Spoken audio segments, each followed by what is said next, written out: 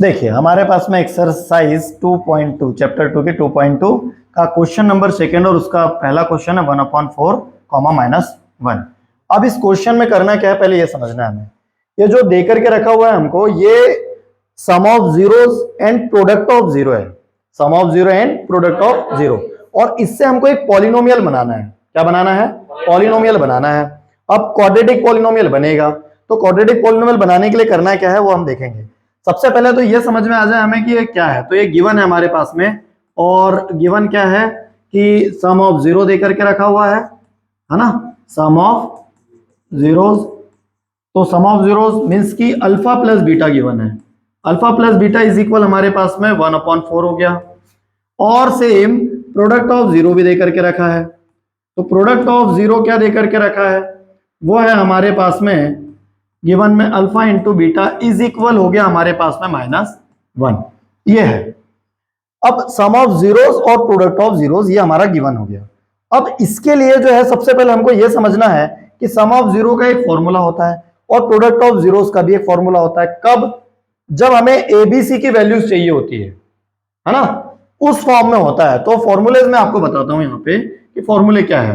तो फॉर्मूला हमारे पास में alpha plus beta is equal होता है -b/a, और alpha into beta is equal होता है c/a।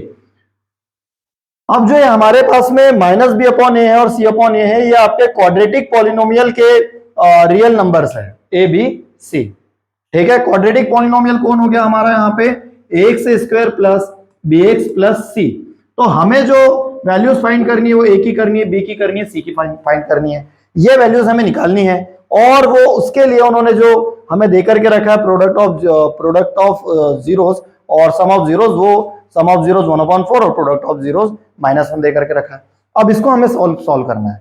तो देखिए, अब हमें जो दे करके रखा हुआ है वो alpha plus beta is equal 1/4 है। बट हम जानते हैं, हम क्या जानते हैं कि अल्फा प्लस बीटा को हम क्या लिख सकते हैं, -b/a है ना, जैसे कि यहां पर क्वेश्चन है।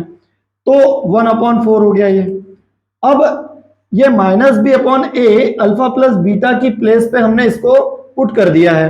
क्यों? क्योंकि अल्फा प्लस बीटा के फॉर्मूले में ही आता है, और ये वैल्यू हमें ये गिवन है ऑलरेडी। तो इससे हमें b की वैल्यू और a की वैल्यू फाइंड हो जाएगी। बट हमें अल्फा इंटू बीटा भी गिवन है, और अल्फा इंटू बीटा क्या है हमारे पास में, तो ये हो गया हमारे पास में alpha into beta is equal -1। और अल्फा इंटू बीटा फॉर्मूले से अगर हम देखें तो क्या होता है, c/a इज इक्वल -1। बट यहां एक प्रॉब्लम है, और वो प्रॉब्लम क्या हमारे पास में कि जो यहां a के प्लेस पर 4 है, बट यहां a के प्लेस पर कुछ भी नहीं है, मतलब 1 हम मान सकते हैं, है ना। तो अब प्रॉब्लम ये है कि जब क्वाड्रेटिक पॉलिनोमियल में अगर हम उसको पुट करते हैं तो हम 1 करें या 4 करें, ये हमारी प्रॉब्लम है। अब इसको सॉल्व करनी है, तो हम अगर देखें तो a को हम 4 भी लिख सकते हैं, a को हम 1 भी लिख सकते हैं। बट हमारे लिए इजी कन्वर्ट करना किसको होगा, 4 को 1 करना होगा या 1 को 4 करना होगा। तो 1 को 4 हम इजीली बना सकते हैं, और वो कैसे, 4/4 लिख करके, है ना। इससे क्या होगा, इससे वैल्यूज भी चेंज नहीं होगी, क्योंकि 4 1 जा 4 हो जाएगा, मींस कि 1 ही रहेगा। और अगर देखा जाए तो ये इस प्रकार से हो जाएगा -4, और ये हो जाएगा 4।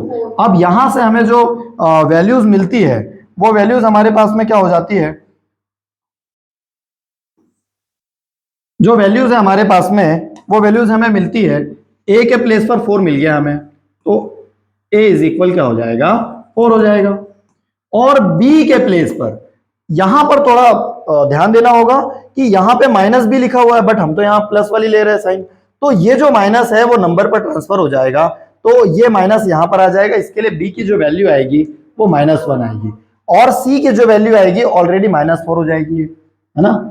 और ये -4 किसकी वजह से हुआ, इस 4 के मल्टीप्लाई से हुआ है ना। ये बात हमें समझ में आ गई है। अब हमारे पास में जो क्वाड्रेटिक पॉलिनोमियल है, जो स्टैंडर्ड वाला, वो क्या है, ax² plus bx plus c। इसमें हम वैल्यूज को पुट कर देंगे।